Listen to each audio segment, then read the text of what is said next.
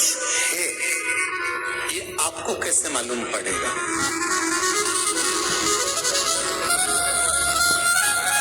पितृ भूखे हैं इसका तो वर्णन हमने पहले कर दिया कि रात्रि को जब आप सोने के बाद में 1-1.5 घंटे बाद अगर आपकी नींद खुल जाए, 1 घंटा 1.5 घंटा आप सोइए, उसके बाद जो नींद खुली तो 1-1.5 घंटे तक अगर आपको नींद नहीं आ रही है, रात्रि को सोने के बाद में 1 घंटे बाद जब उठे तो आपको प्यास लग गई, भूख लगने लगी, प्यास लगने लगी कि मेरे को पानी पीना पड़ेगा, घबराहट हो रही, पानी पीना पड़ेगा। 1-1.5 घंटे सोने के बाद अचानक नींद खुले और आपको प्यास लगे, समझ लेना आपके पितृ भूखे हैं और प्यास है।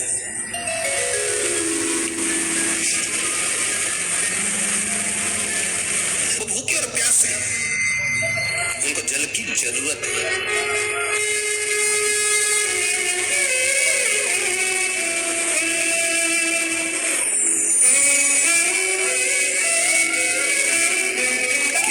नदी में, सरोवर में, कुंड में, बावड़ी में, तालाब में, आप तीर्थ में जाकर जब स्नान करते हैं तो स्नान करने के बाद एक काम का नियम बना लो कि अपने हाथ की अंजलि में जल लेकर अपने पूर्वजों को देना। प्यासे रहते हैं, भाग मांगते हैं।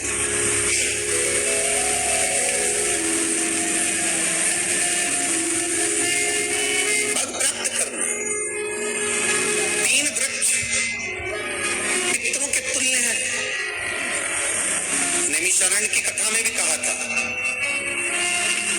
3 वृक्ष पितरों के तुल्य हैं। पहला पीपल, दूसरा वट वृक्ष, तीसरा बेलपत्र का वृक्ष। ये पितरों के तुल्य हैं। अगर आपको रात्रि में नींद नहीं आ रही है, ऐसा लगता है कि रात्रि को 1 घंटा 1.5 घंटा सोने के बाद कुछ गलत विचार आने लगते हैं, नींद सुबह 3 बजे तक 4 बजे तक नहीं आती, 4 बजे के बाद फिर नींद आती है, तो एक प्रैक्टिकल जरूर कर देखना। एक प्रैक्टिकल करने में क्या जाता है, प्रयास करने में क्या कुछ जाता है क्या? प्रैक्टिकल कर देखना कि कहीं सीवर वाला हमारा झूठ तो नहीं बोल रहा, तो प्रैक्टिकल करने में कुछ नहीं जाए। 1 लोटा पानी लो, उसमें थोड़ा सा कच्चा दूध डाल लीजिए, श्राद्ध पक्ष चल रहा है, बेलपत्री का पेड़ या पीपल का पेड़ या बट का पेड़, इन पेड़ के नीचे ले जाकर उस दूध को दोपहर में सुबह 10 बजे से लेकर 12 बजे के बीच में ले जाकर चढ़ा दीजिए। रात्रि को फिर ना आपको प्यास लगेगी, ना भूख लगेगी, नींद एक बार लगी तो सुबह ही खुलेगी। प्रैक्टिकल करने में क्या जाता है? पानी डालने में तुम्हारा कुछ जाएगा? अरे बोलो तो सही, हमें तो 10 रुपया का दूध जरूर उसमें, और तुम इतनी चतुर हो, इतना सारा दूध तो नहीं डालोगे, तो बैठा लगेगा। कहाँ तुम इतना डालने वाले हो?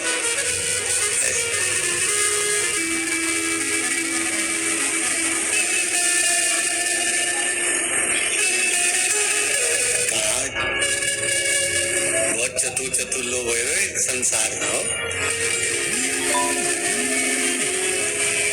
भले पूजन पाठ नहीं करे, पर कहीं का एकदम मिलने आ जाए ना, क्या अम्मा जी है क्या पाठ कर रही है, फिर वो भी बैठ गई तुरंत, अभी तो सोई थी।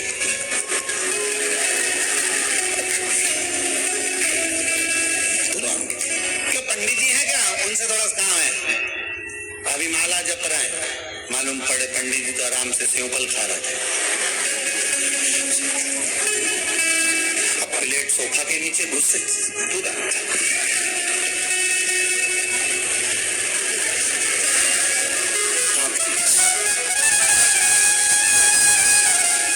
प्रैक्टिकल करने में क्या जाता, कुछ भी नहीं बिगड़ेगा, ये तो बस जल डालोगे तुम्हारा ही कुछ अच्छा हो सकता है, बाबा की कृपा है।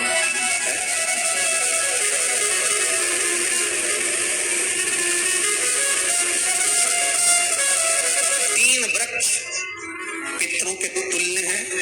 पहला जम के बोलिए पीपल, दूसरा वट वृक्ष, तीसरा बेलपत्री का वृक्ष। 3 पीपल के वृक्ष में 52,000 ब्राह्मण एक साथ निवास करते हैं, इसलिए पितृतुल्य। वट वृक्ष ब्रह्मा जी के मस्तक से बना, इसलिए पितृतुल्य। और बेलपत्री का वृक्ष माता पार्वती जी के अश्रु से बना। जब आंसू गिरे थे माता जगत जननी जगदम्बा पार्वती के, उस समय पर पितृलोक में हलचल उत्पन्न हो गई थी। हमारी नातिन की आंख में आंसू कैसे आ गए? मैनावती की पुत्री है,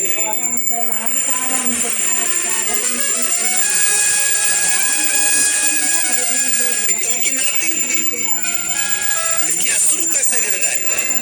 पार्वती जी ने कहा ये आंसू नहीं, मेरा पुण्य भाग प्रकट करती हूँ बेलपत्री के रूप में। तो पितरों ने वर दिया था कि ये बेलपत्री का वृक्ष हमारा आशीर्वाद है, इसके नीचे अगर कोई दीप लगाता है, शिव को स्पर्श कर चढ़ाता है, उसके पितरों की शांति होगी। हम स्वयं उसको आशीर्वाद देने के लिए पधारेंगे। बेलपत्र का वृक्ष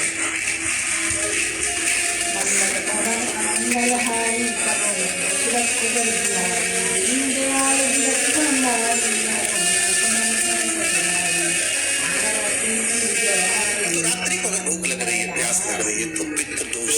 दूसरा पितृ दोष का लक्षण बताया, घर में कोई शुभ कार्य ना हो, वंश की वृद्धि ना हो। 1 रुपये कमाओ, 1.25 रुपये खर्च हो रहे हैं, पैसा 10 जगह से कमाई आ रही है पर घर में टिक नहीं पा रही है, आया गया, पितृ दोष। जरा सी कटोरी पड़ी है, उसके पीछे विवाद चालू हो जाए, पानी धुल गया, उसके पीछे विवाद हो जाए, या छोटी छोटी बात में घर में क्लेश मचा हुआ है, पितृ दोष है। समझ लो हमारे पूर्वज हमसे खुश नहीं, प्रसन्न नहीं। कोई कहता है गुरुजी श्राद्ध बड़े बेटे को करना चाहिए कि छोटे को करना चाहिए? शिव महापुराण की कथा कहती है, अगर जायदाद का पूरा हिस्सा बड़े ने लिया हो और तुमने अपनी माता का दूध ना पिया हो तो एक ही को कर लेने दो। अगर माता का दूध पिया है और अगर एक अंगूठी भी ली है, जरा सा एक कपड़ा भी अगर सास का लिया है, तो श्राद्ध तो तुझे करना ही पड़ेगा, करना ही पड़ेगा। तूने मेरा दूध पिया है तो बिल्कुल चमके तो बोलो। अगर तुमने उनका कुछ खाया है तो एक काम और हो सकता है, गुरुजी श्राद्ध अगर हम नहीं करें और बड़े भैया करें और हम उन्हीं के यहाँ चले जाए तो चले जाए, मना कौन कर रहा है? पूरी का तेल तू ले जा, खीर का दूध 2 थैली तू खरीद के ले जा, जितना वहाँ वो से।